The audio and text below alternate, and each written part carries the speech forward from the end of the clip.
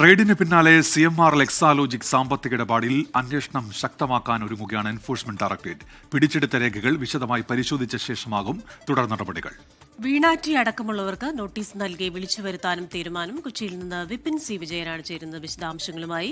Vipin, very good morning. ഈ ഒരു കേസുമായി ബന്ധപ്പെട്ട് നടപടികൾ അവസാനിക്കുന്നില്ല, തുടർ നടപടികളിലേക്ക് ഇടി പോകും എന്നാണല്ലോ നമ്മൾ മനസ്സിലാക്കുന്നത്. ഇനിയുള്ള നടപടിക്രമങ്ങൾ എന്തൊക്കെയായിരിക്കും?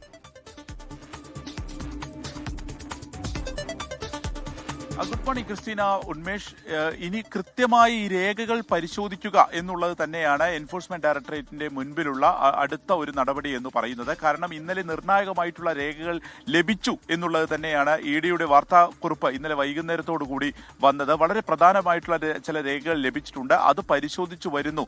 ഒപ്പം തന്നെ ഈ CMRൽ നിന്ന് കൈക്കൂലിയായി പണം പറ്റിയ മറ്റ് ആളുകളെ കുറിച്ചും വിശദമായിട്ടുള്ള വിവരങ്ങൾ ലഭിച്ചിട്ടുണ്ട്.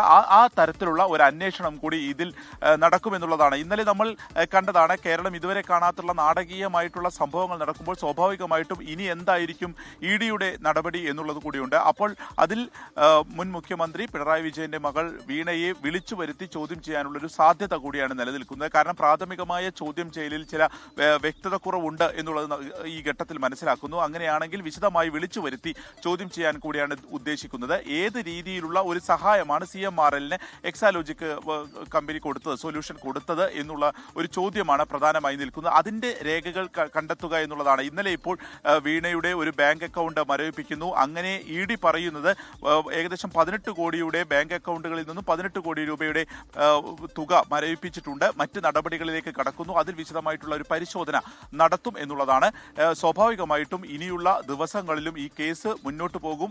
അത് ഇതുമായി, അതായത് ഏതൊക്കെ രേഖകൾ ലഭിച്ചു, ആ രേഖകളിലൊക്കെ തന്നെ ഏതെങ്കിലും രീതിയിലുള്ള കൃത്രിമം നടന്നിട്ടുണ്ടോ, CMRൽ ആർക്കൊക്കെ പണം നൽകിയിട്ടുണ്ട്, അതിന്റെ തുടർ കാര്യങ്ങൾ എങ്ങനെയാണ് എന്നുള്ളത് തന്നെയാണ് ഇനിയുള്ള ദിവസങ്ങളിൽ ഏറ്റവും വലിയ രാഷ്ട്രീയ ചലനമാകാനും പോകുന്നത്. ക്രിസ്റ്റീന. ശരി, കൊച്ചിയിൽ നിന്ന് വിവരങ്ങൾ നൽകുകയായിരുന്നു വിപിൻ സി വിജയൻ.